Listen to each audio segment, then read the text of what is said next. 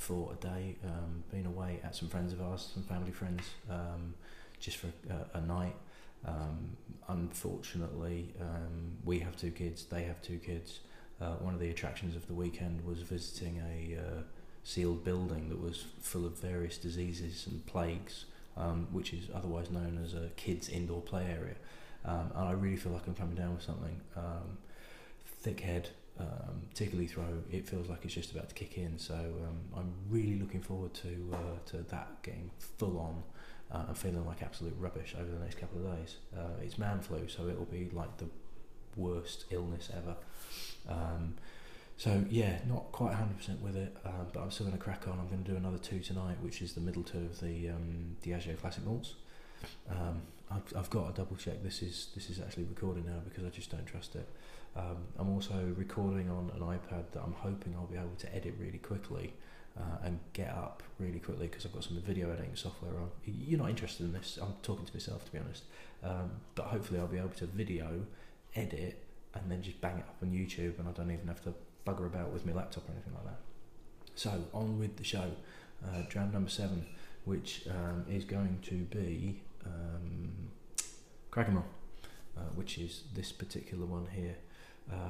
Tonight I'm going to do Cragganmore, then I'm going to do Oban, and then I'm going to put the kettle on and have a lemon sip, and hopefully that will nip everything in the bud. So it's like a hot toddy, but I'm just breaking it down into individual parts.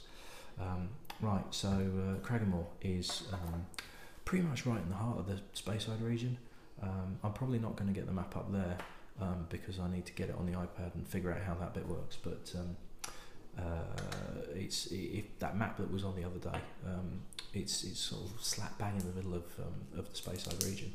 Now, I spoke on the last video about Dalwhinnie being 15 miles away from Aviemore. Now, Aviemore's kind of on the boundary of what's considered the Speyside region, and it's 15 miles kind of south, whereas this is sort of 20, 30, maybe a little bit more, maybe 40, 50 miles kind of north-east, further into that Speyside region. So, Cragganmore is considered one of your classic Speysides, and that's obviously one of the reasons why it was chosen for the classic malts in terms of their representation of a Speyside whisky.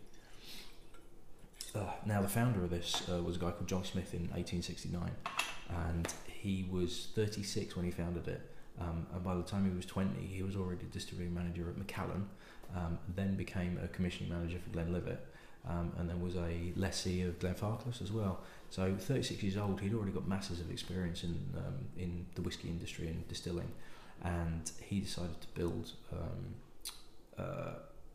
Cragganmore distillery, and I've totally blanked as to what Cragganmore went. It was Cragganmore, it was Big Hill, it's not black because that's Dew, I think it was Big Hill or something like that. Look it up on Google, as with all the stuff, I don't know why I'm doing it. I'm talking rubbish because head cold. So he built it. Now, he was a massive railway enthusiast. He was also a massive man, and he couldn't actually get on train carriages because he was too big. Like 26, 27 stone reports are. So he actually had to go in the guards' cars because they had the much bigger doors, and that was the only way he could go on to get on train travel.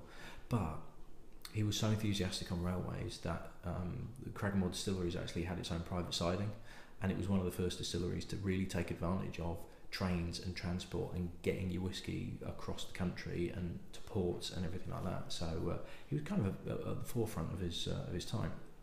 So, scratchy throat and blocked nose and everything, I'm still going to give this a go.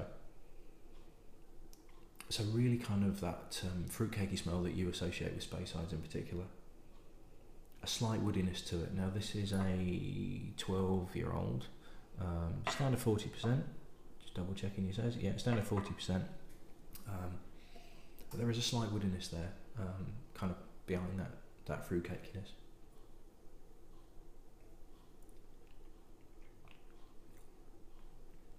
That woodiness comes through as well.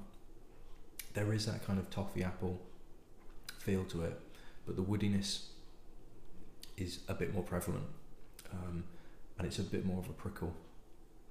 It is a classic Speyside flavour because there is always this kind of woody oakiness to Speysides, but it slightly overpowers the sort of fruitiness that you would expect from a Speyside distillery. and the sort of sweetness that's there.